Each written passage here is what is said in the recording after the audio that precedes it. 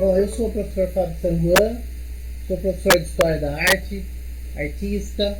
Eu sou também o responsável pela Apreciando Arte, que é uma empresa especializada em apreciação de arte, como o próprio nome já indica. Nós fazemos excursões, viagens. Nesse momento da pandemia não está sendo possível. Também faço cursos, formações presenciais e agora nós estamos começando a fazer a nossa parte, os nossos cursos virtuais online. Bom, hoje nós estamos aqui para a gente ver quais são as 4 camadas da obra de arte, né? Como é que você pode apreciar a arte sem ser um especialista. Então eu vou começar pelo seguinte.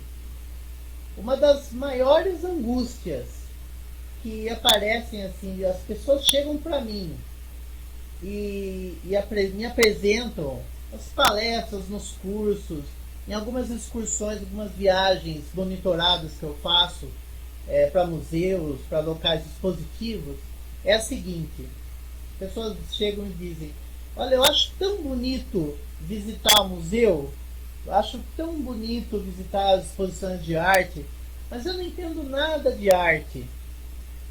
O que isso quer dizer?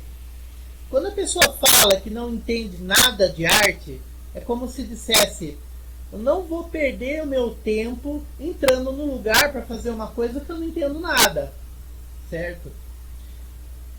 Eu não entendo nada de arte é uma fala também que implica no seguinte: muita gente pensa que não pode entrar no museu, como se o museu fosse assim uma espécie de igreja, uma espécie de templo, onde só quem faz parte daquela religião pode entrar. Realmente, tem muitos museus que dão medo nas pessoas, e parecem mesmo igrejas. Alguns até exigem silêncio. Vocês veem aí na tela um museu, né, vazio. Você olha para essa imagem e pensa, né, nossa, deixa eu entrar aqui como pisando um veludo, né? Então as pessoas entram nesses lugares, e tem lugares até que exigem silêncio mesmo, como se estivesse entrando numa missa, no meio de um culto, né? Enfim, nós temos um ambiente cultural no Brasil que desfavorece a cultura, vocês sabem disso, né? Principalmente a cultura que a gente chama de cultura erudita. Essa cultura que é ligada aos equipamentos mais tradicionais, artes mais tradicionais. Os equipamentos mais tradicionais. Os museus, salas de concerto, espetáculos de teatro, espetáculos de dança. E outra coisa também, além do ambiente desfavorável para a cultura, nós temos ainda um ambiente social, que é bem 880, que é assim. Por um lado, tem aquela parcela bem elitista das pessoas que olham torto para pessoas que não são iniciadas em arte. Quando essas pessoas chegam no museu, chegam num teatro, em uns locais assim, tipo Teatro Municipal de São Paulo, mas principalmente o museu, vocês estão vendo aí na tela o MASP. São esses locais que a gente associa com uma cultura mais erudita. Tem essas pessoas que olham torto para a gente, né? Olham torto para essas pessoas. Tem também a restrição econômica em muitos desses lugares. Um ingresso no MASP hoje em São Paulo, por exemplo, custa R$45. E no Brasil, os frequentadores, as pessoas que estão lá sempre, que frequentam mesmo, normalmente são de classe média alta ou de classe alta, né? Por outro lado, nós temos aqueles grupos de pessoas que defendem o fim da cultura tradicional. Então, assim, elas são contra, acham que essa cultura é elitista, né? Essa cultura erudita é uma cultura elitista. Esses grupos, eles defendem tanto a cultura popular quanto a cultura pop e acabam condenando essa cultura que está nos museus como uma coisa desprezível, que não é universal, que não é válida, que não é válida para todas as épocas, porque foi produzido por uma elite, etc, etc, etc. Então nós temos esses dois pontos de vista, né? Essas duas posturas, que acabam então prejudicando o quê? Prejudicando aquelas pessoas, vamos dizer, está no meio termo e acaba impedindo essas pessoas, causando um medo, uma vergonha nessas pessoas. E elas acabam não entrando, né? Até naqueles museus que tem entrada gratuita, o MASP, por exemplo, toda terça-feira ele tem a visitação gratuita, né? Lógico que hoje ela está restrita por causa da pandemia, mas enfim, existem essas opções. Todos esses museus, os museus do estado, o Museu da Pinacoteca, os museus das cidades, das grandes capitais, no Brasil inteiro, né, em outros locais do mundo, sempre tem essas opções mais baratas, descontos. Então a pessoa acaba, não tem muita desculpa, né? A pessoa acaba não entrando mesmo por vergonha, por medo. Então assim, vocês veem, né? Não importa a classe social, você tem aquela pessoa mais rica ou aquela mais pobre, classe social mais elevada ou não, e cada uma tem um motivo para não entrar no museu, né? No museu, numa exposição, num local expositivo. De um modo ou de outro, essas pessoas acham que elas podem ser vistas como burra, ignorante, né? E acaba perdendo uma riqueza que, nossa, meu Deus do céu, está cada vez mais acessível, como eu acabei de falar. Você tem opções para você visitar esses lugares mais barato ou até de graça, dependendo do dia. Então, enfim, essa visita ao museu devia ser o quê? Devia ser um processo culminante de você ter visto já várias obras em livros, na internet, enfim. Então, como eu dizia, a visita ao museu devia ser um processo culminante. Você vai ao museu para confrontar aquelas opiniões que você já formou antes, né? Você vai ver essas obras ao vivo como um grande evento, mas claro, se você tem essa opção de poder ir sempre, é sempre bom você ver as obras ao vivo. Eu vou lançar para vocês agora uma afirmação que pode surpreender algumas pessoas, ou de repente pode surpreender a todos. Você não precisa entender de arte para apreciar obras de arte. Olha só, repito. Você não precisa entender de arte para apreciar obras de arte. É isso mesmo. Surpreso? Surpresa? Olha, pensa bem. Eu não disse, você tem o direito de ter acesso à arte e cultura. Eu não disse, você tem a liberdade de fazer o que quiser e entrar no museu que quiser. Embora as duas frases sejam corretas, eu afirmei uma coisa que vem antes disso. Você não precisa entender de arte para apreciar obras de arte. Sabe por quê? Você já tem tudo o que é necessário para fazer isso, para apreciar obras de arte. Vamos ver? Vamos ver o que é que você já tem. Nós todos temos, né? Então vamos lá. 2 olhos, um cérebro, um repertório mental de imagens, ou seja, muitas imagens que você guarda na cabeça, incluindo obras artísticas. Mesmo que você não saiba o nome, nem o artista, nem o museu em que está tal e tal obra que você guardou na sua memória, a imagem está lá na sua cabeça, ela faz parte do seu repertório. Ou seja, você tem uma memória visual que é organizada em um repertório de imagens. E note, todo mundo, sem exceção, possui esse repertório de imagens, mesmo que ele seja pequeno. Tem pessoas que têm um repertório grande, tem pessoas que têm um repertório pequeno, mas todo mundo tem. A outra coisa que todo mundo tem, a vontade, todo mundo tem, mais ou menos, mas tem essa vontade de apreciar obras de arte. As obras de arte, elas nos atraem. Para alguns atrai pouco, para outras pessoas atrai bastante, a ponto até de se tornar a razão da sua existência. E para muitas pessoas, muitas mesmo, está no meio termo, que só não se realiza com mais plenitude porque a pessoa se coloca vários impedimentos. Então, se você está nesse grupo do mais ou menos, vamos a partir de hoje transformar isso em um mais e sair do menos. certo? O que mais que você tem? Acesso às obras de arte. Lá, professor, eu não tenho acesso às obras de arte. Vamos ver se é verdade.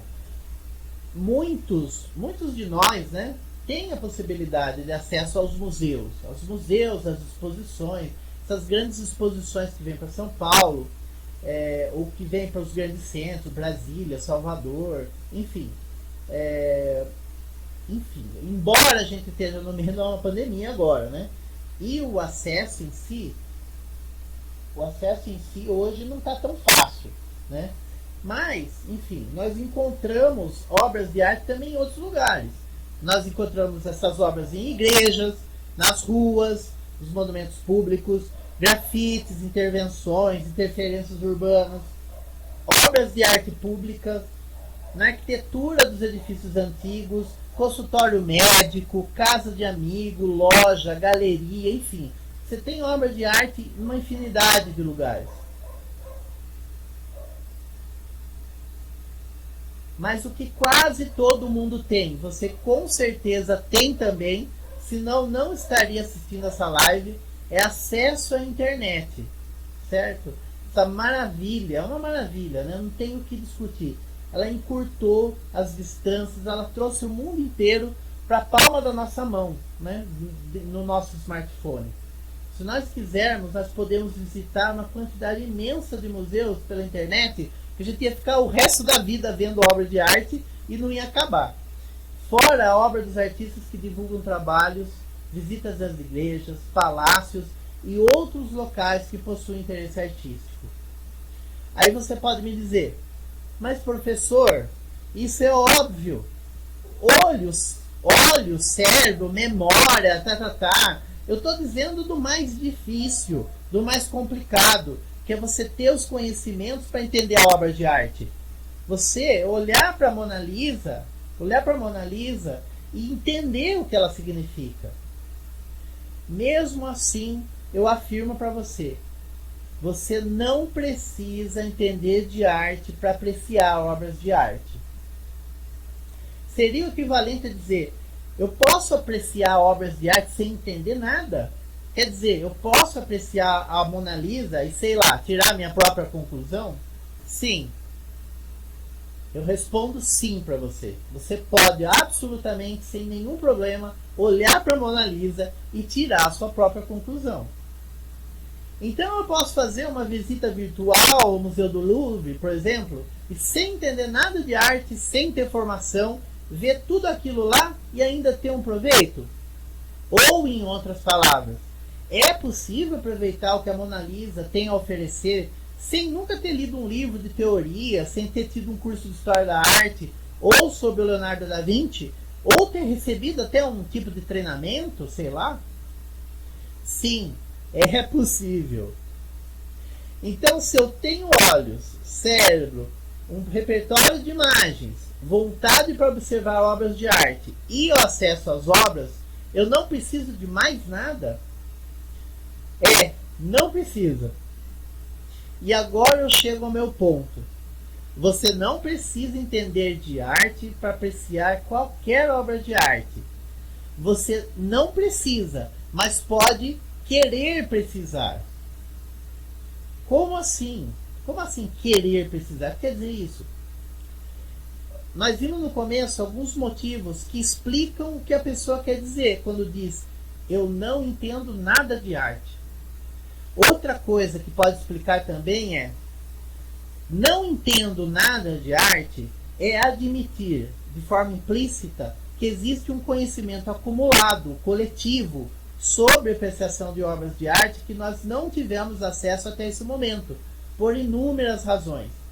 Falta de oportunidade de contato com esse conhecimento, falhas na educação formal, falta de dinheiro para comprar livros, visitar museus, comprar obras de arte, fazer cursos ou até um curso superior que tivesse esse conhecimento. Esse conhecimento coletivo a respeito de arte, acumulado ao longo de muitos séculos, é o que nós chamamos de cultura. Tudo bem até aqui, pessoal? Tá muito rápido? Como é que é? Eu estou vendo o chat aqui agora. Tá tudo certo? Vocês estão me acompanhando? O que é a cultura, afinal de contas? Trocando em miúdos, sem aquela aura de coisa inatingível, de algo incompreensível, acima das nuvens, né? E que somente quem estudou consegue entender. Vamos trocar em miúdos para vocês. Olha só como é fácil. Cultura são indicações, conselhos, falas, diálogos, discursos, opiniões, interpretações de outras pessoas sobre, no nosso caso, obras de arte, certo? Obras visuais e o que as rodeia. Museus, galerias, filmes, cursos, artistas, ateliês, movimentos artísticos, restauração, falsificações, simbolismos, significados e muito mais. Tudo que está envolvido com a questão da arte. Na essência, são só dois tipos de conhecimento, de experiências. Informações sobre obras de arte, o que inclui as próprias obras de arte em si mesmas, incluindo os dados da sua produção pelos artistas. E opiniões sobre essas obras de arte, o que inclui teorias estéticas, julgamentos, críticas, até mesmo textos literários, como poemas, quaisquer interpretações sobre arte que já se produziram no mundo.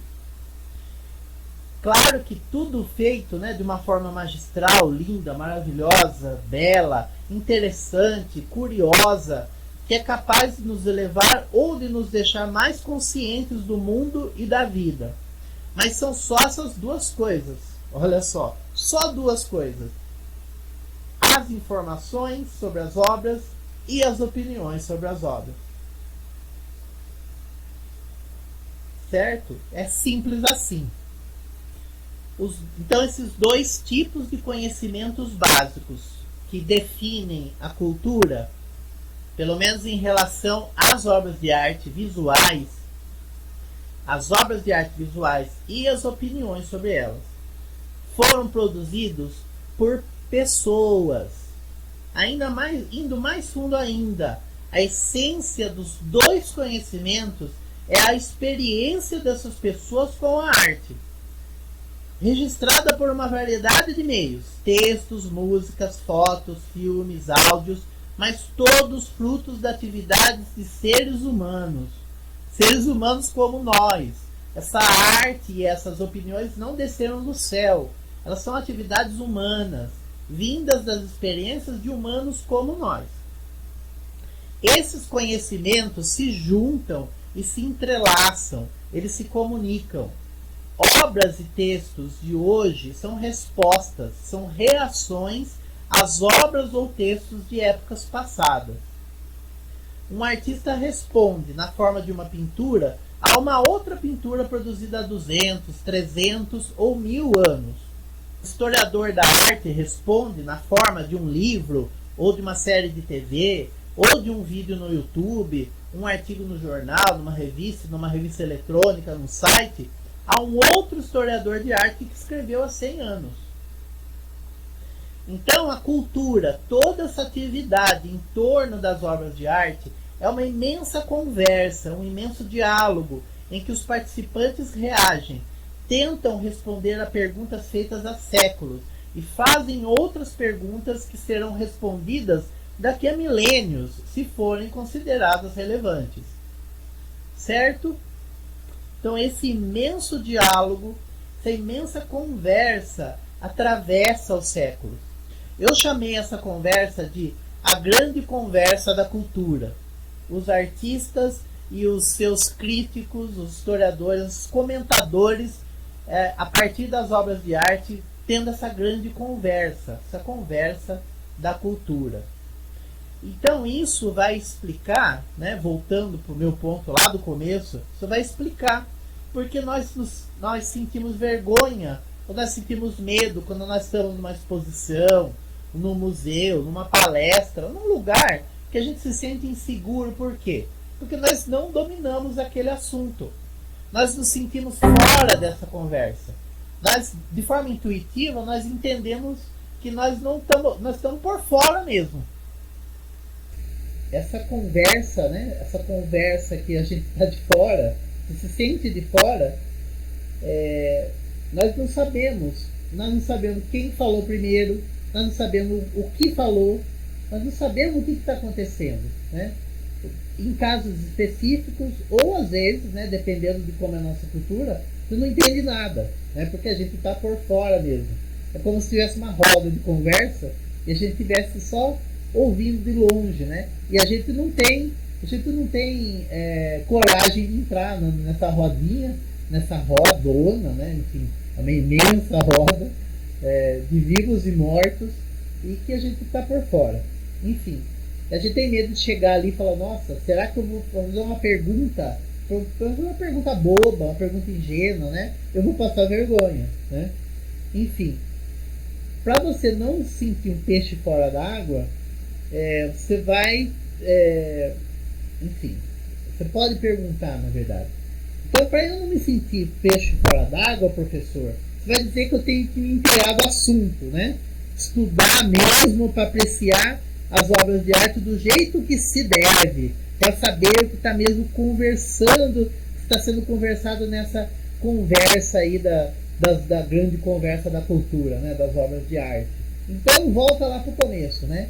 Então, eu não entendo nada de arte, eu não entendo nada dessa grande conversa da cultura. E aí, né? Acho que você não conseguiu falar nada, professor, não conseguiu provar nada. Ele voltou para aquilo que eu estava pensando no começo, né?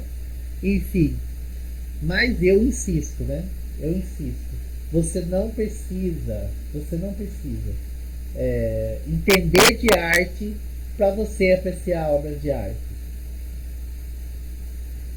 Ai, né? Tipo, que chato, né? Fica insistindo na mesma frase, batendo, martelando na mesma frase. Como é que é isso, né? Olha só. Eu vou te mostrar o seguinte. Para a gente chegar no ponto, para ir chegando no ponto que eu estou procurando demonstrar. Para você começar a apreciar obras de arte sem sentir vergonha, sem sentir medo, você pode começar do zero, né, entre aspas. Você pode então aí, vocês estão vendo aí uma reprodução, né, uma imagem do Nascimento da Vênus. Então vamos dizer que você abre um livro e tem uma reprodução do Nascimento da Vênus do Sandro Botticelli. Essa obra está lá na Galeria dos Ofícios, Galeria Uffizi, em Florença, na Itália, né? É uma das obras mais belas da história da arte, né? Mais bela do mundo. Um dos exemplos máximos da arte mundial, não só do Renascimento, de todos os tempos. E, enfim, eu tenho certeza que você pode tirar proveito dessa obra, da contemplação dessa obra, sem você ter nenhuma preparação prévia, né? Então vamos lá ver o que pode ser. Vamos checar então qual equipamento que você pode usar para poder contemplar essa imagem. Então vamos partir do seguinte: os dois olhos, o cérebro, a vontade de apreciar essa obra, ter o acesso à obra, no caso é o livro com a reprodução da obra do Botticelli, tá? Aqui no nosso caso nós estamos com a obra na tela, quase a mesma coisa. E por último, você vê que eu mudei um pouco a ordem, mas é o repertório mental das imagens. Então você tem tudo isso, mais todas as imagens que você já viu, as imagens que você guarda na cabeça, as imagens que você tem carinho especial, as suas imagens preferidas, as imagens que você não gosta também, né? E a sua experiência de vida. Então tudo aquilo que você já passou na vida, você vai usar, não acredita em mim, você vai usar para poder contemplar essa obra de arte, para fazer a relação. Então, não só o que você já viu, mas aquilo que você cheirou, os cheiros que você guarda na sua lembrança, cheiros bons, cheiros ruins, gosto, né?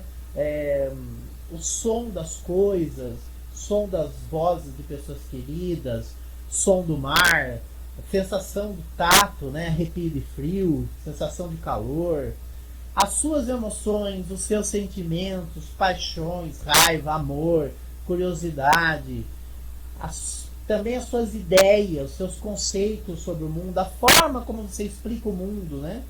As suas opiniões, as suas experiências, as relações com outras pessoas, tudo isso, soma tudo isso e você tem a sua memória e, lógico, aquilo que ajuda a compor a sua personalidade, né? Pegue tudo isso e se coloque na frente da obra de arte. Você e a obra de arte, frente a frente, contemplando a obra de arte. Só você e ela. A hora da verdade. Sabe o que vai acontecer? Você já sabe o que vai acontecer. Eu vou te contar. Quando você se coloca à frente de uma obra de arte, é feito um pedido para você. É pedido para você que você decifre essa imagem.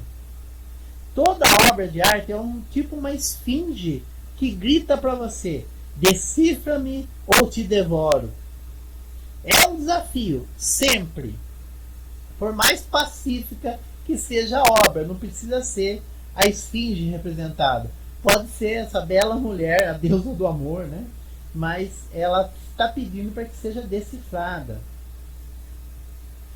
Quando você é desafiada, se você não está impedido pela vergonha ou pelo medo, quando você aceita o desafio, você pega na mão e aceita isso, e mesmo assim você não tem um ou os dois tipos de conhecimentos culturais que eu apontei agora há pouco, as informações e as opiniões sobre a obra de arte, nesse caso específico sobre o nascimento da Vênus, você vai recorrer a quê? Vamos lá. Aquilo que eu já falei para você. Você vai recorrer ao que os seus olhos estão vendo. Você vai recorrer àquilo que o seu cérebro vai deduzir a partir dessa visão. Você vai recorrer ao confronto com as suas memórias. Então você vai consultar suas memórias, as suas experiências que você já passou. Você vai ver o que tem de similar e o que tem de diferente. Vai ver se tem alguma ligação com a imagem que você está vendo. Certo? E a partir disso tudo, principalmente essas três coisas, o que o olho está vendo, o que os olhos estão vendo, o que o cérebro deduz e o confronto com as memórias, você vai chegar à sua própria conclusão, sem ter recorrido a nenhuma opinião de crítico, de historiador da arte, de qualquer pessoa que tenha algum conhecimento desses dois tipos de conhecimento que eu citei antes, tá? Não precisa de nenhuma opinião da grande conversa da cultura. Você sozinho, olhando e contemplando essa obra de arte. Certo? Isso é isso que acontece quando você se coloca na frente de uma obra de arte sem ser um especialista. Tá? O que é que vocês acham disso? Tá muito absurdo, muito simplório, muito simples, simples demais. Tá negando todo o poder da cultura. Quer dizer que a gente não precisa ter formação, não precisa ir atrás de informação? Não é isso, né? Ainda vou chegar nisso ainda, mas o que eu estou querendo dizer, é possível sim você contemplar a obra de arte, tirar proveito da contemplação dessa obra de arte e ainda não recorrer aos universitários, né? Ou seja, a todo o pessoal, os intelectuais, os poetas, críticos, historiadores, sociólogos, sei lá, tantas quantas pessoas têm escrito a respeito da obra, tá? Então, assim, é um ponto de partida que a gente tem, que a gente já tem em nós, né, para poder contemplar essas obras de arte, tá? O que eu vou propor a partir de agora? A partir disso que eu falei, na verdade tem uma correspondência. Na verdade eu sistematizei a questão das 4 camadas da obra de arte a partir dessa constatação que eu fiz, né? esse percurso que a gente percorre quando contempla qualquer obra de arte, tá? Então esse percurso é o que eu chamei de 4 camadas da obra de arte. Ela é corrente, quer dizer, não vamos discutir agora se é uma herança cultural ou se todo ser humano tem isso embutido na programação cerebral, mas enfim, eu defendo que se nós tivermos mais consciência dessa prática que está aí sistematizada, organizada nessa ferramenta das 4 camadas da obra de arte, nós podemos aprimorar a maneira como nós contemplamos as imagens artísticas. Consciência, gente. Consciência. Consciência é fundamental para a gente tomar posse. A gente tomar posse da própria formação, da condução da nossa formação. Entende? Veja só na tela as 4 camadas. Então, ó, aqui na tela, as 4 camadas da obra de arte. Esse é um esquema, um gráfico que eu criei, né, para facilitar a visualização.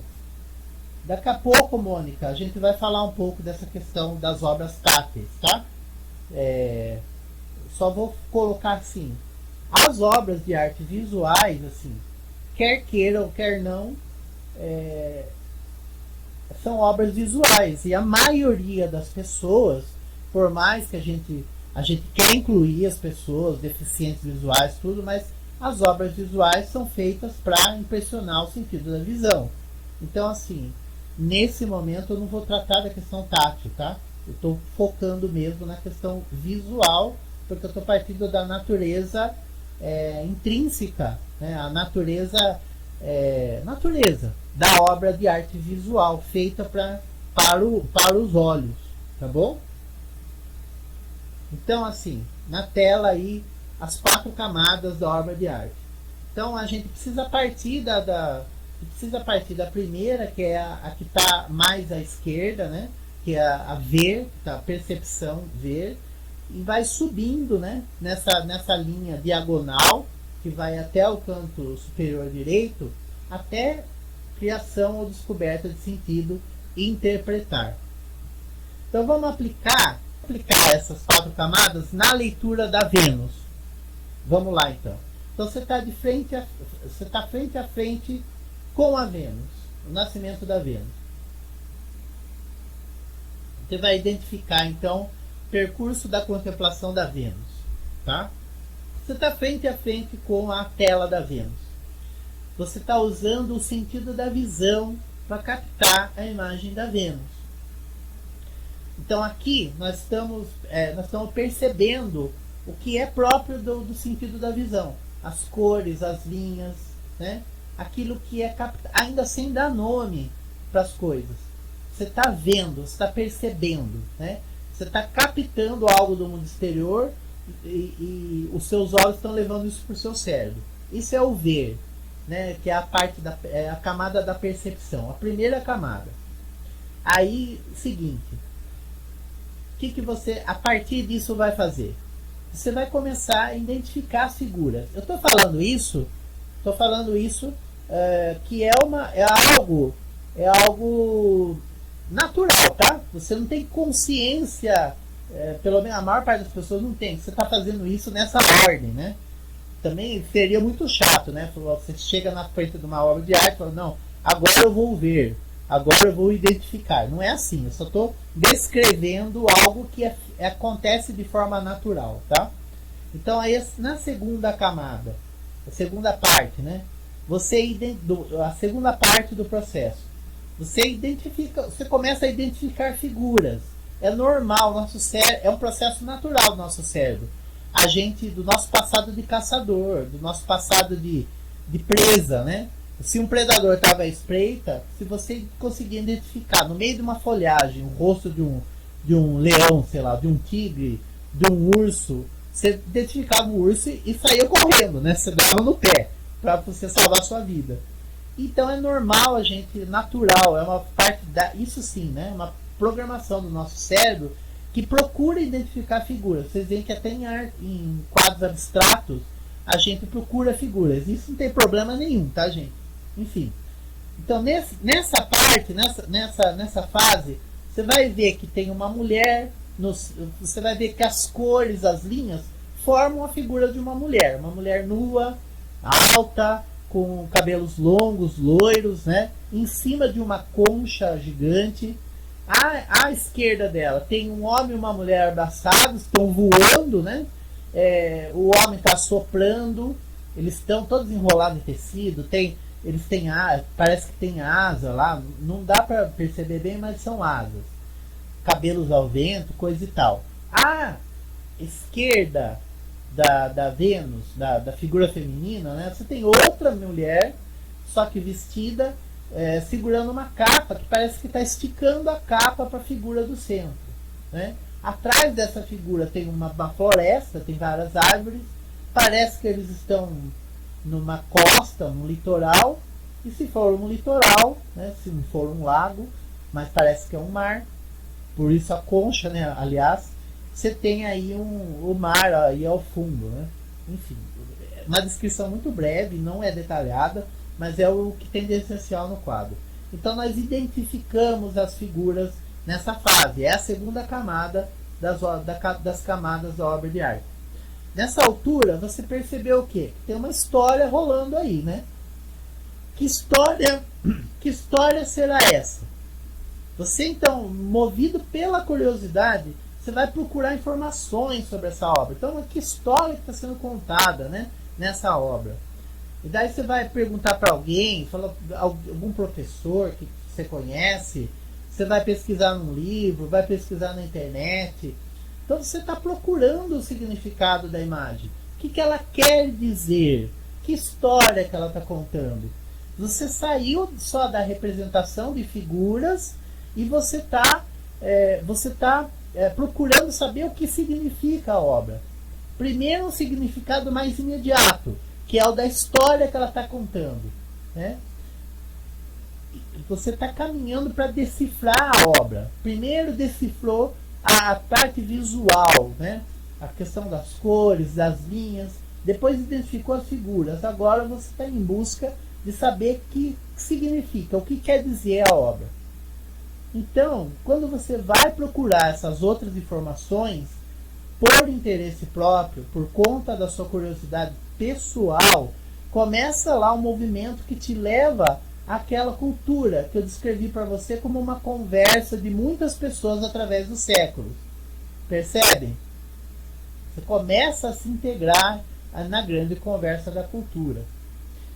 Talvez aí você queira comparar a história da mitologia. Então você achou na sua pesquisa lá a história que conta o nascimento da deusa Afrodite, né? Ou Vênus.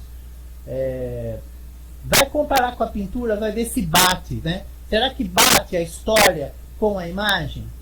Então olha só que bacana. Você vai fazer esse movimento para ver se bate uma coisa com a outra. E nesse movimento você começa a entender melhor. Tá? Então essa é a fase que eu chamei de contextualização, né? É a terceira camada da obra de arte, contextualizar. Por último, você pode descobrir ou não, né? Dependendo da imagem, que essa imagem, mas enfim, no caso dessa imagem, você descobre que essa imagem representa a história do nascimento da deusa grega do amor, Afrodite, ou Vênus, né? Mas que relação que essa história do nascimento de uma deusa pode ter com outras coisas que fazem sentido para você? Por exemplo, você pode chegar nessa quarta camada da obra de arte, que é interpretar, e descobrir que faz sentido para você, por exemplo, a beleza visual da obra, a forma como as cores foram planejadas ou aplicadas, a disposição dos elementos na imagem, de uma forma muito bonita, de uma forma muito bela, que tem relação com a deusa do amor, já que para você, amor e beleza andam juntas, entende? Você relaciona a beleza visual com a beleza do amor, que a deusa está representando. E pode ser também outras coisas. Pode ser que tenha um significado pessoal do tipo, a figura da Afrodite que lembra uma namorada, ou uma moça que você gostava, ou uma vizinha sua, ou uma tia, não sei, alguém que você conheceu, né? Ou outras coisas, tipo, a beleza de um corpo feminino, por mais belo que seja, ela deve ser coberta.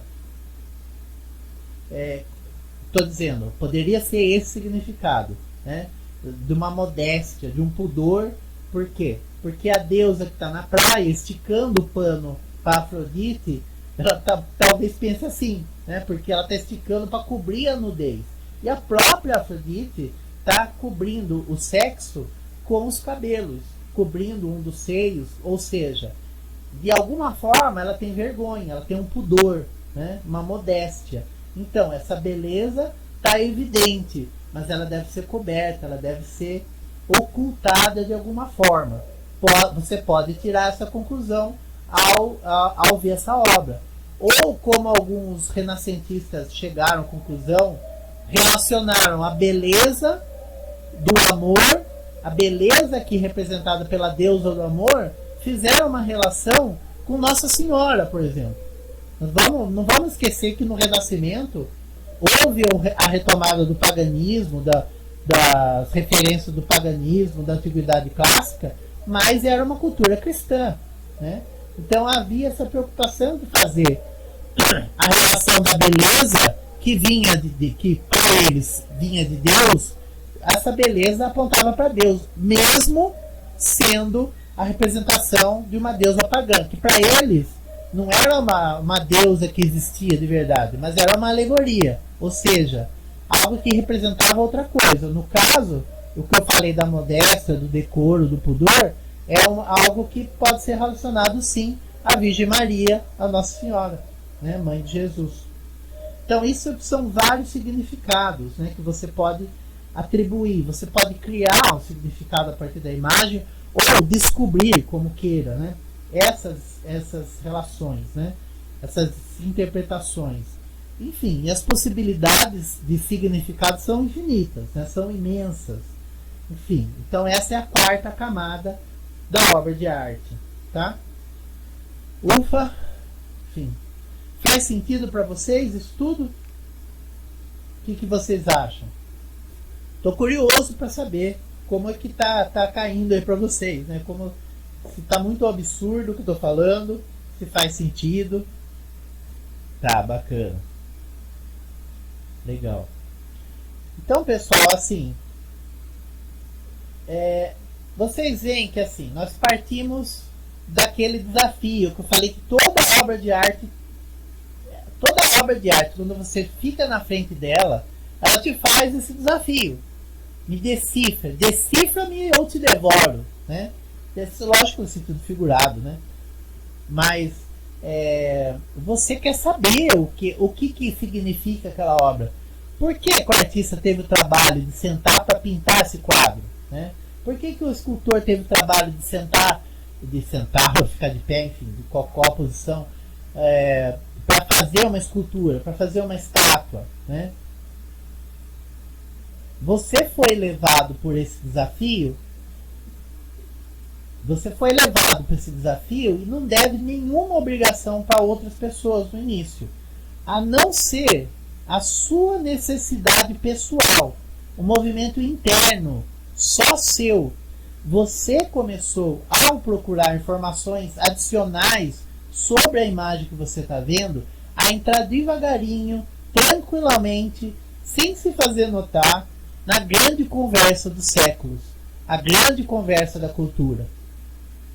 Então você vai provavelmente começar pelas informações, depois vai até a opinião das outras pessoas e juntar isso com as suas próprias impressões, suas memórias e as informações que você já tinha. Enfim, o mais importante é que você foi levado a isso não por imposição social, nem necessidade de obter formação para alavancar sua carreira ou melhorar seu salário. Você fez isso por uma necessidade interna, tá? Uma necessidade que eu chamo sim de necessidade espiritual. Não quer dizer necessariamente uma necessidade de religião, religiosa, mas é uma necessidade pessoal, interna, de sentir, entender, transcender o seu cotidiano, de ir além do senso comum, do dia a dia, que é ganhar dinheiro, sobreviver, fazer as coisas por utilidade prática, para alcançar algo que está além desse cotidiano, desse dia a dia, que é massacrante, né? Vamos falar a verdade. Essa busca de algo além do cotidiano é o que nos faz humanos. Porque são os animais que estão preocupados com a sua sobrevivência e com a satisfação dos impulsos naturais, comer, beber, dormir, ficar em segurança, longe dos predadores, atender aos instintos de reprodução, são os animais que não vão além disso, certo? Por isso a contemplação de arte e cultura são atividades exclusivamente humanas. É por isso que elas nos tornam mais humanos, porque são atividades que nos ajudam a enxergar o sentido da vida. Olha só. Então, a pergunta: é possível apreciar arte de uma forma proveitosa sem possuir conhecimento sobre a apreciação artística? A resposta é sim. Mas se você começa a apreciar arte por conta própria, você vai sentir pouco a pouco a necessidade de procurar informações e opiniões de outras pessoas a respeito das obras. É um processo natural, né? A gente acaba sendo levado naturalmente mesmo. Nesse processo, você se torna um apreciador ativo de arte, porque você vai gradualmente entrando na grande conversa da cultura e tomando consciência do que você está fazendo, cada vez mais. Então, quando a gente fala de apreciação artística, eu posso afirmar que ela é possível a todos, mas tem sim como a gente melhorar essa apreciação, em termos de qualidade mesmo. A qualidade aqui, você pode notar, é maior quanto mais ligações entre aquilo que você aprecia e o que os outros apreciaram antes de você, ou seja, o que a cultura te fornece, são feitas. O que mais importa, no entanto, é que é possível começar, com ou sem ajuda, a apreciar a arte de qualquer época ou local, de qualquer tipo de arte, estilo, movimentos, artistas, qualquer aspecto relacionado à arte, sem ter uma formação específica em arte.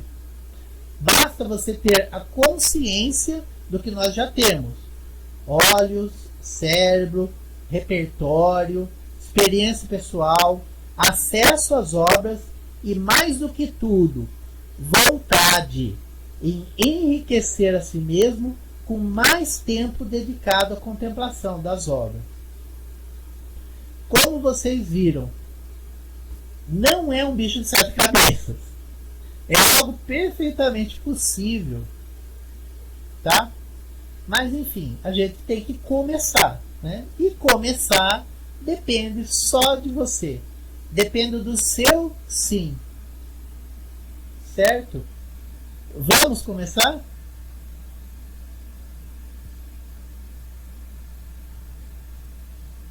Então, pessoal, o que acharam? É isso. Gostaram? Agora nós podemos fazer algumas perguntas.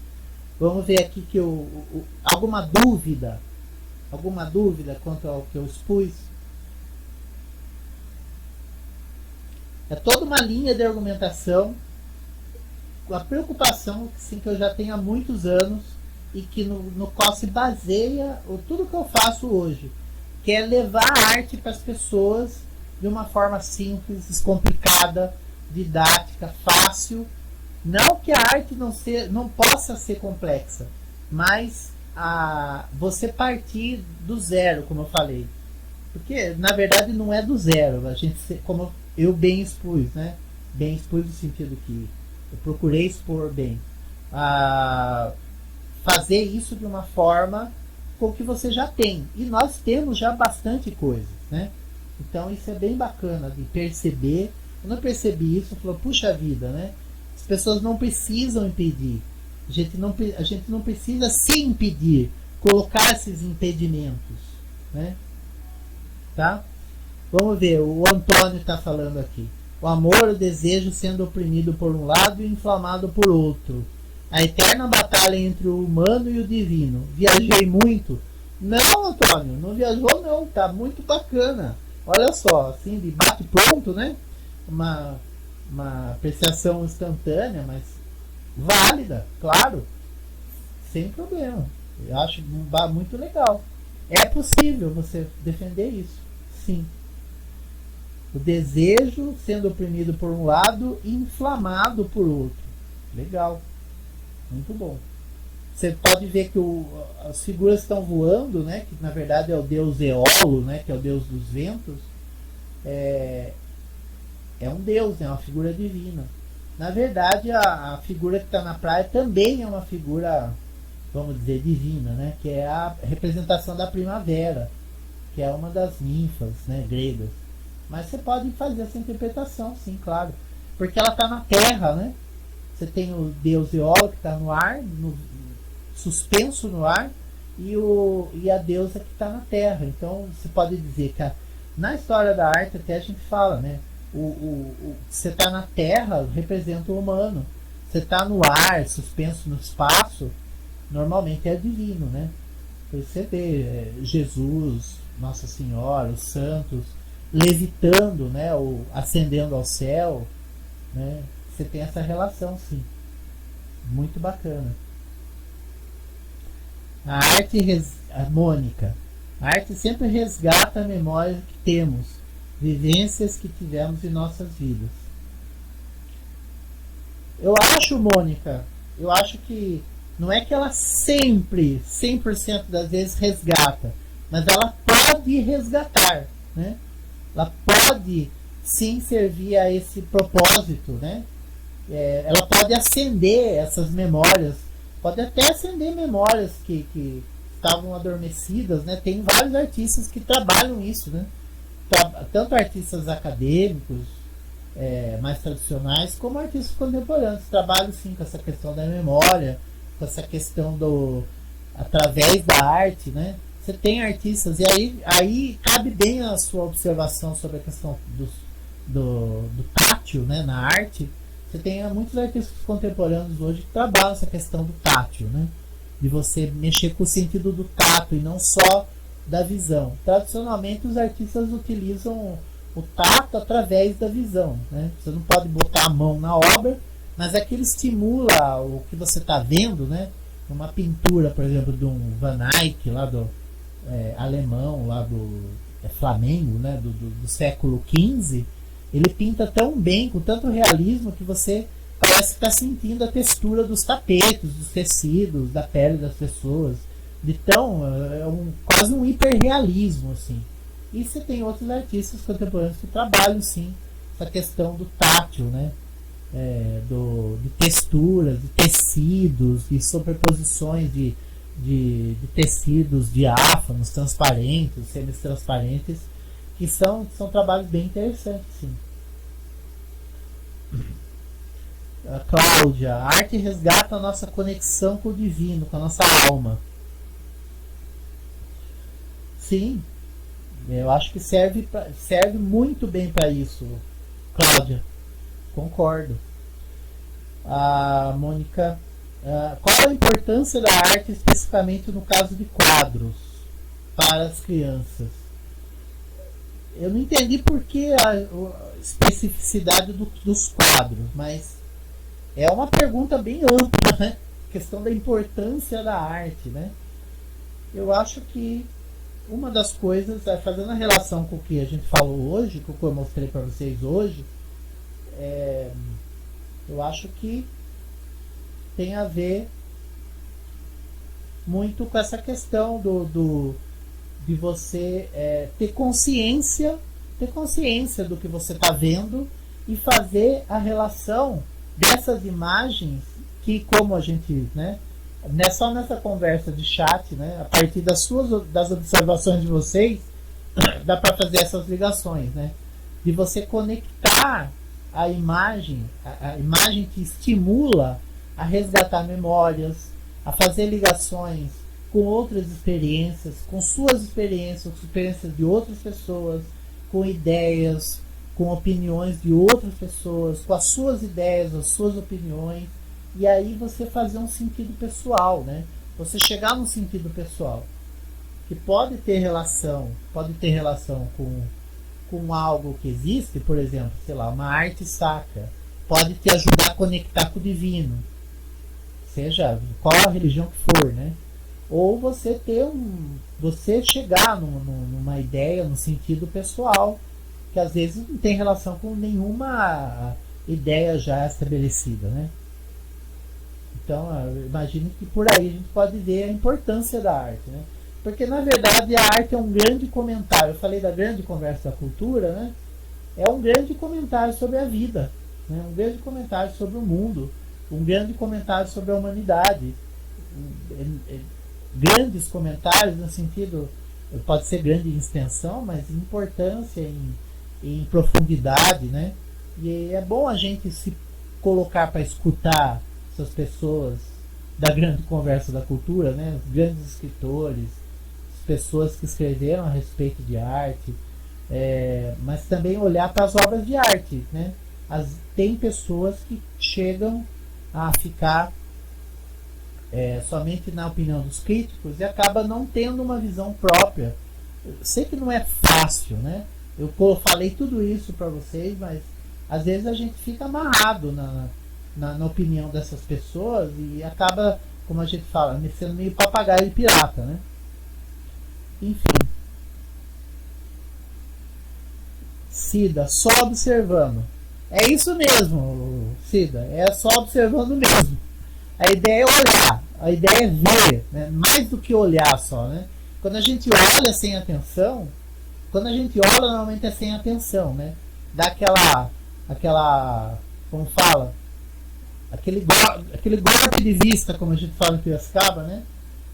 E sai correndo, que nem eu falo, quando a gente está no museu, leva o grupo para ver museu, eu falo, gente, vamos parar na frente da obra, dar um tempo, olhar para ela, deixar ela se revelar para você, né? Não sair correndo, é o que eu falo, né? Tem gente que chega mesmo na exposição, no museu ou numa exposição, fala, gostei, não gostei, gostei, gostei, não gostei, andando, correndo na frente da obra. Não é assim que a gente vê a exposição, né? Você tem que ter atenção, tem que ter tempo para olhar para a obra falar com você. Falar, né, a partir da visão, daquilo que ela está mostrando visualmente, né? Mas isso é uma conversa. Você, frente a frente com a obra de arte, você está conversando com a obra, né? Enfim.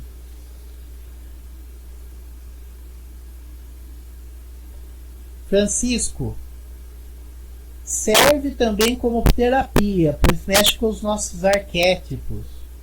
Aí você está partindo de um ponto de vista junguiano, Francisco, sem problema, claro. Só tome cuidado que eu sugiro que você primeiro olhe, ou passe a fazer isso, não sei. Primeiro tentar, a gente pode tentar, né? Ver com um olhar inocente, né? No sentido como eu coloquei ali, sem recorrer primeiro às opiniões. Primeiro a gente vai com o nosso olhar, ou seja, a gente frente a frente com a obra de arte, sem ninguém junto. Então, como se você estivesse na frente de uma pessoa e você vai começar a conversar com ela. Ela vai começar a falar com você e você vai ouvir. Basicamente, se você pudesse resumir o que é contemplação de obras de arte, na minha opinião, o básico é isso. Você frente a frente com a obra, ela vai falar com você e você vai ouvir. Tá? É isso. Você sente, você mais ouve do que fala, né? Então, primeiro você olha, você vai deixando a obra inundar você, né? Ela te inundar com as suas observações, né? Com as suas falas. E depois aí você chama o Jung para te ajudar, né? Aí quando você chegar na parte de contextualização, de interpretação, aí você chama o Carl Jung para te ajudar, né? Não estou dizendo que tem problema de chamar o Jung, mas penso né, que acho que você vai começar a ter mais proveito se você pensar mais ou menos a partir desse esquema, dessa ferramenta das camadas da obra de arte, Das 4 camadas, você chama o Jung lá na terceira camada, tá? Tiago, Antônio primeiro. Corremos o perigo de tentar interpretar demais. Às vezes é simplesmente o que estamos vendo e só. Antônio, e assim, eu acho que você tem razão, a gente corre mesmo o perigo de interpretar demais. Por isso que eu acho, penso eu, né, que essa ferramenta das camadas da obra de arte, ela é útil. Por quê? Porque primeiro você se coloca para ver. Você se coloca à disposição da imagem para ela falar com você. E você vai ouvir, entende? Depois você vai interpretar. E antes de interpretar, que é a última camada, a 4ª camada, primeiro você vê, depois você vai identificar as figuras, vai identificar o tema, vai contextualizar, só por último que você vai interpretar, tá? Então, assim, não é que nem todas as obras são simplesmente o que a gente vê. Algumas sim, simplesmente, se bem que nada é simples, na verdade, né? Uma obra abstrata pode ter uma significação, uma interpretação que vai além daquilo que você está vendo, né? Embora aparentemente não tenha. Mas assim, sim, a gente corre o perigo de tentar interpretar demais, né? Às vezes, como fala, procurando o chifre na cabeça de cavalo, né? Às vezes é uma vaca que tem 2 chifres, às vezes é um unicórnio, às vezes é um cavalo mesmo. Tá? Tiago, na pesquisa da contextualização, é possível admitir que obras ou movimentos inteiros sejam melhores ou piores que outros? Tiago, melhores ou piores? Eu vou dizer para você.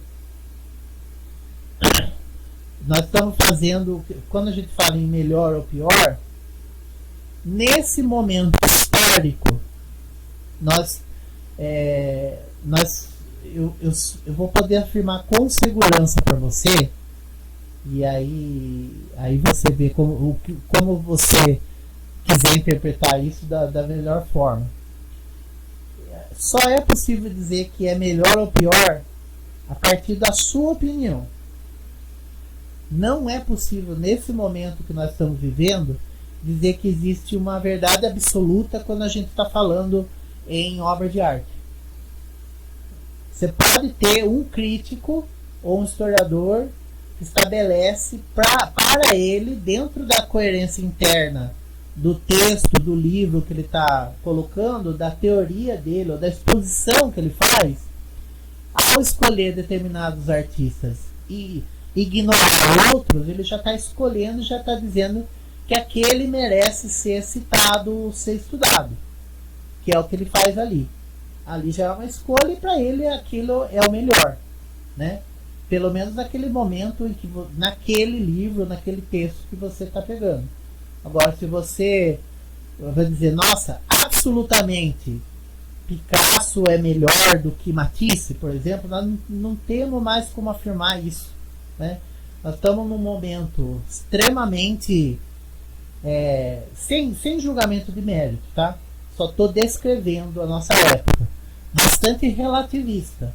Então, eu acho que é bastante, vou dizer até subjetivista, ou seja, aí estou complicando um pouco, né?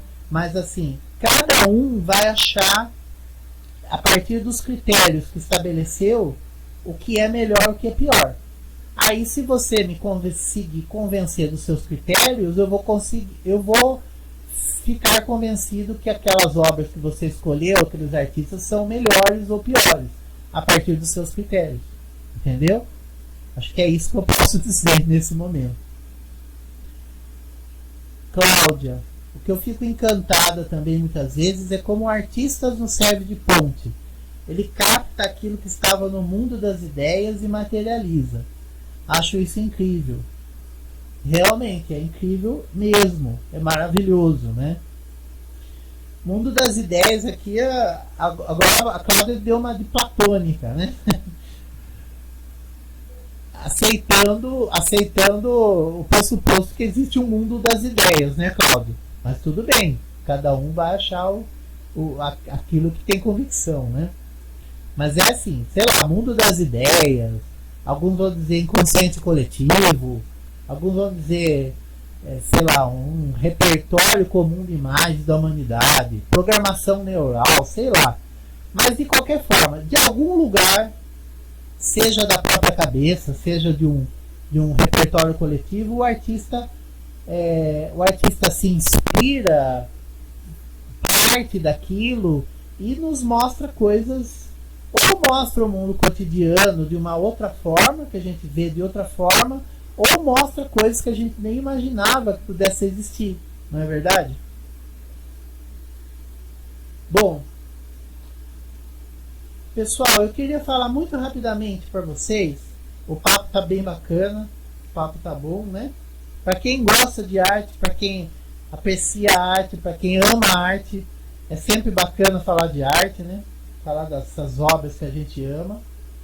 Enfim, mas eu queria mostrar para vocês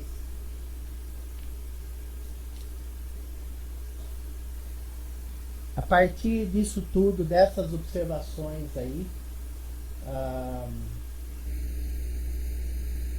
Voltando para a imagem, né? Queria mostrar para vocês que eu estou lançando um curso. Estou lançando um curso para quê? Para quem quer se aprofundar nesse mundo, né? Nesse mundo da arte.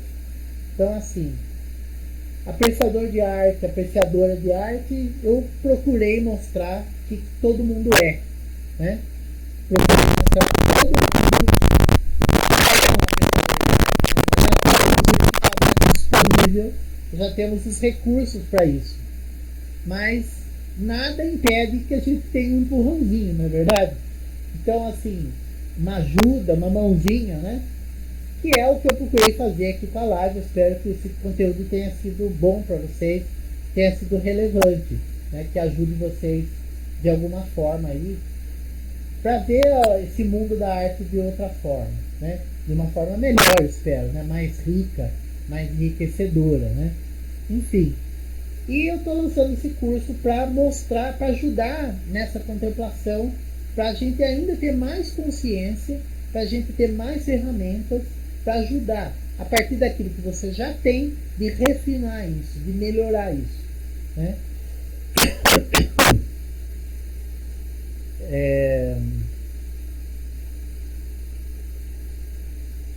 Só um minuto.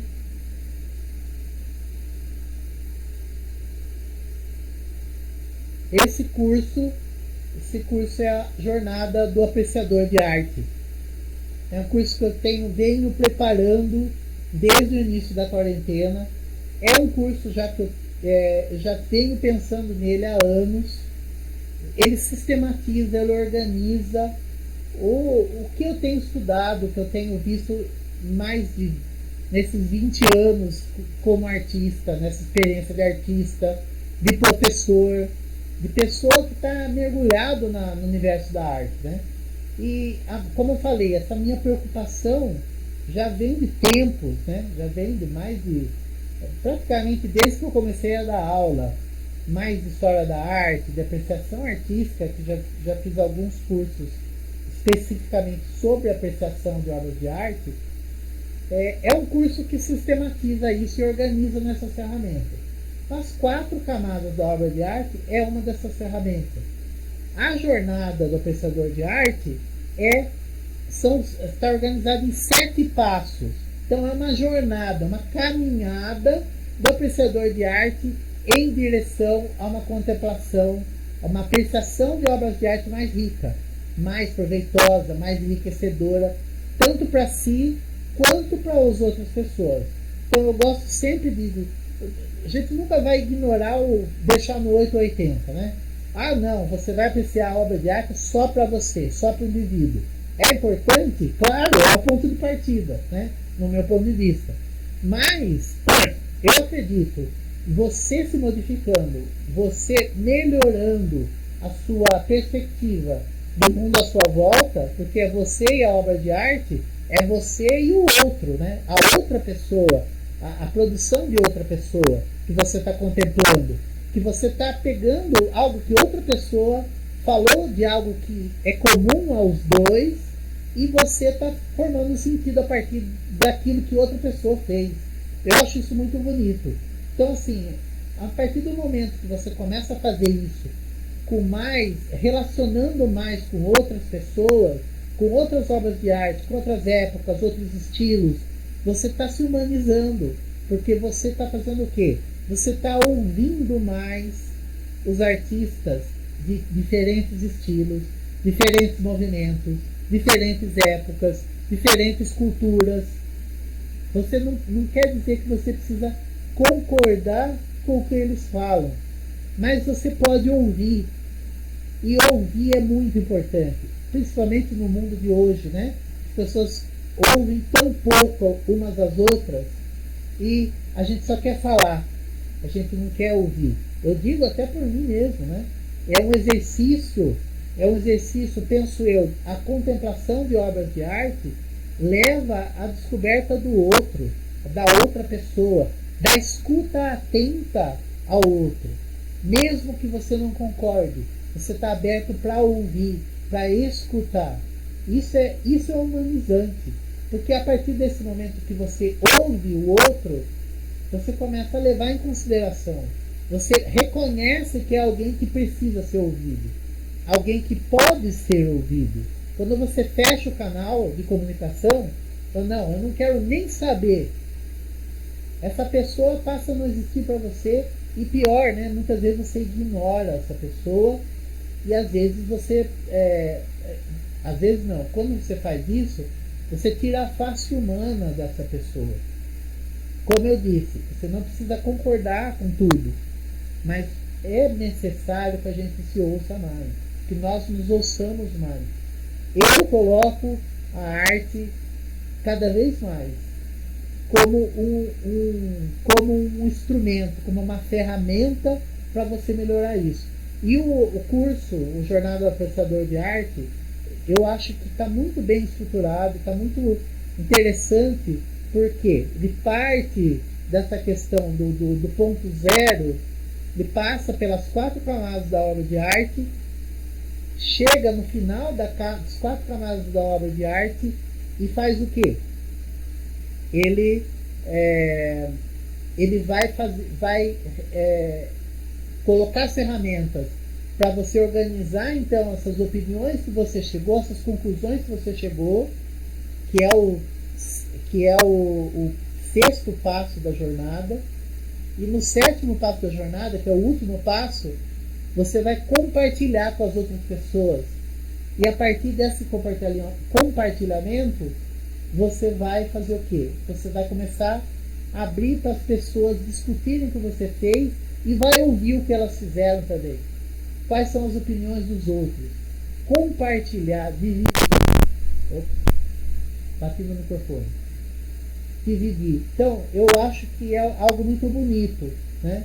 Você partir da apreciação individual e chegar no compartilhamento com as outras pessoas, né? A grande conversa da cultura, né? Mesmo de forma modesta, que você possa fazer, mas partindo das suas conclusões, da sua apreciação, das suas impressões, das suas sensações, para se incorporar, para você entrar na roda, né? Para você entrar nessa roda de conversa. E esse curso está se propondo a fazer isso, né? É um curso em vídeo, totalmente online, em vídeo, que tem muitas... são 79 vídeos, são 11 aulas. Cada aula tem vários vídeos, dependendo da aula tem um número de vídeos diferente, e exercícios, né? Sou eu dando a aula, mas com muitas imagens. Eu planejei de uma forma que tem muita variedade de imagens, então para a gente conhecer imagens novas que a gente não conhece. Eu fui buscar de culturas diferentes, né? Então acho que você fazendo esse curso vai se surpreender mesmo com algumas imagens que você não conhecia e vai entender as que você já conhece, né? Com todas as ferramentas, aprofundando esse olhar, essa contemplação. Que mais? Nós temos os exercícios, né? Não é coisa chata, eu procurei fazer de uma forma divertida, porque, enfim, lógico que a gente ama arte, a gente gosta de arte, então a gente vai fazer isso para afinar. São todos exercícios para você afinar a partir do que, sempre partindo daquilo que você já tem e incorporando outras coisas novas, mas sempre levando em consideração aquilo que é seu, né? Os exercícios vão ter essa ludicidade, né? Essa coisa lúdica, brincalhona, para exercitar isso dos pontos que são abordados nas aulas também, né? Que mais?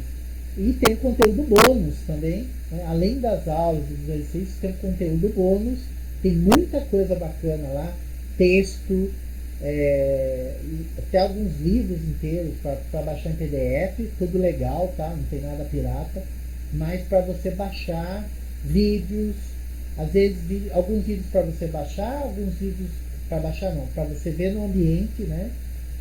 As dicas de site, dicas de pesquisa, textos, artigos, tudo para, se você quiser aprofundar tudo na aula, você vai lá no conteúdo bônus. Eu sempre na aula também estou colocando, você pode se aprofundar, vai lá no conteúdo bônus que tem algo desse tipo lá, né? E, enfim,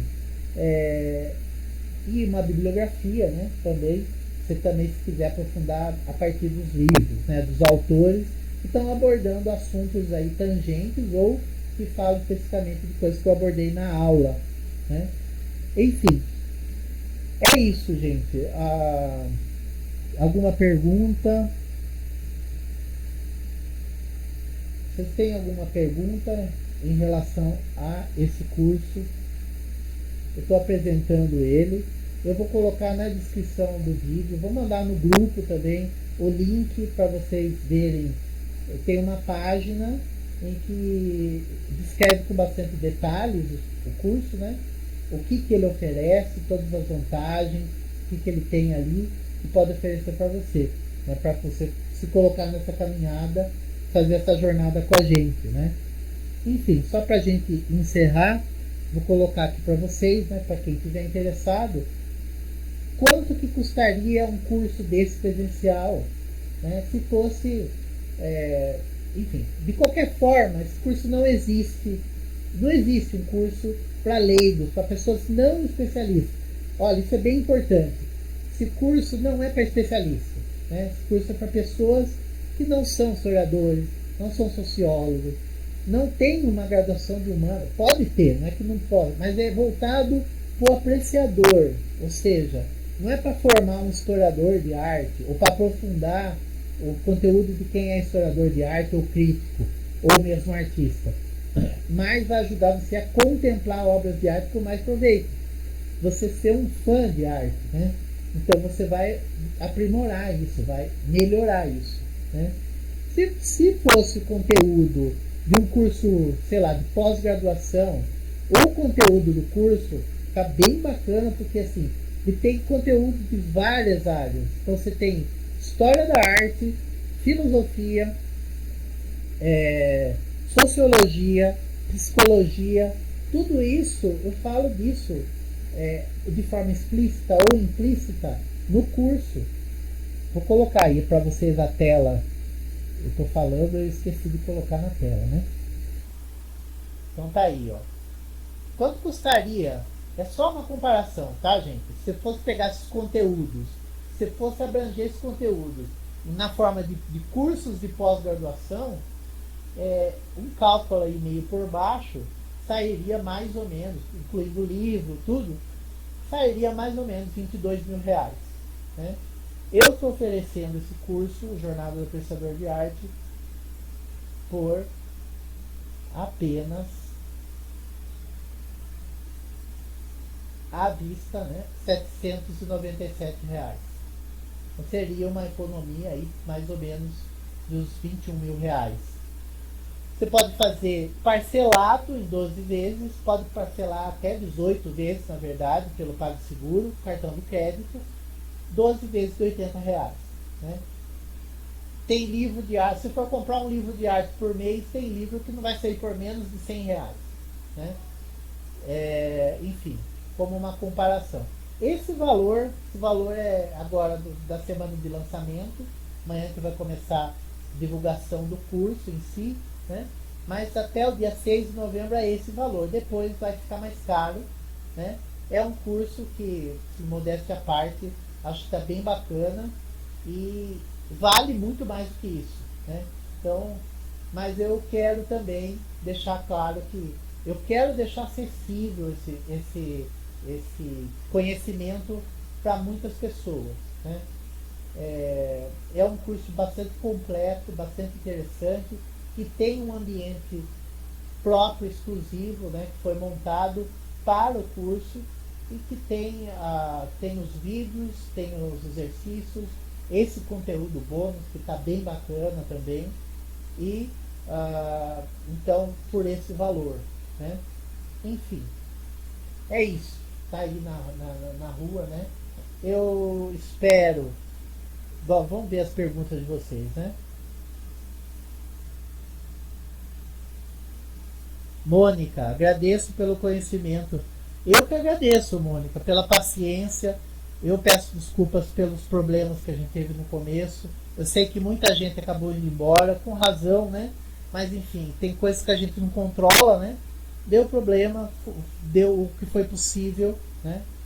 Ah, Antônio, são aulas já gravadas ou online? São aulas gravadas que vão estar disponíveis nesse ambiente online, Antônio. É,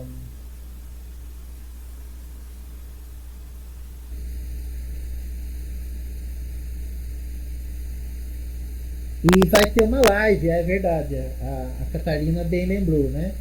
No final do curso, quem tiver no curso vai ter uma live, né?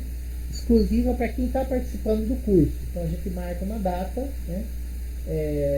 Quando o pessoal chegar no final do curso, a gente marca uma data que todos possam, para a gente fazer essa live exclusiva para quem participou do curso. A gente vai escolher um assunto, eu vou fazer uma exposição, aí quem estiver participando do curso vai aí participar dessa live exclusiva, né?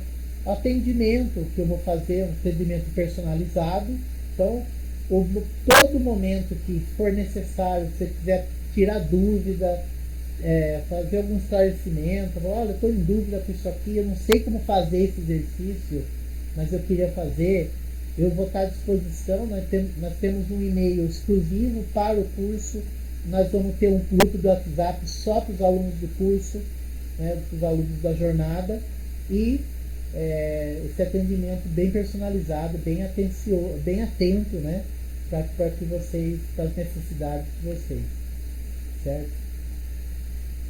Bom, a partir de amanhã a gente vai colocando mais informações sobre esse curso, né? Eu vou disponibilizar o link para quem quiser conhecer melhor, né, a nossa landing page.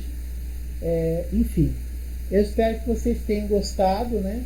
Quem ainda está aí, né, acompanhando a gente. Quem não conhece o nosso canal no YouTube, canal da Apreciando Arte, né? Nós temos vários conteúdos lá sobre obras de arte, sobre análise, apreciação, né? Obras de arte famosas, enfim, as pinturas da Capela Sistina, obras de Van Gogh, Tarsila, outros artistas menos conhecidos, acho que tudo bastante interessante. Conhece lá, né? É esse canal que a gente está agora, vocês acessam lá, youtube.com/apreciando arte, tudo junto, vocês acessam os vídeos do canal. Se inscrevam, deem like nos vídeos, né? Ativem o sininho e compartilhem com os amigos, tá? Nós temos o site Apreciando Arte também, que nós retomamos agora. Vamos começar a gerar conteúdo com bastante frequência, com artigos, com os textos, né? Tudo sobre arte, notícias do mundo da arte, reflexões, enfim. E também nós temos o Facebook, Instagram do curso do Apreciando Arte, e que nós estamos postando as novidades, né, chamando para os vídeos, para esses artigos e outras coisas mais pontuais, né? Enfim, são esses canais que a gente tem. Vocês podem procurar por Apreciando Arte nessas plataformas, vocês vão encontrar a gente lá, tá bom? Muito obrigado a todos, Um grande abraço e a gente vai se falando, tá bom? Obrigado mesmo. Fiquem com Deus. Deus abençoe a todos. Boa noite.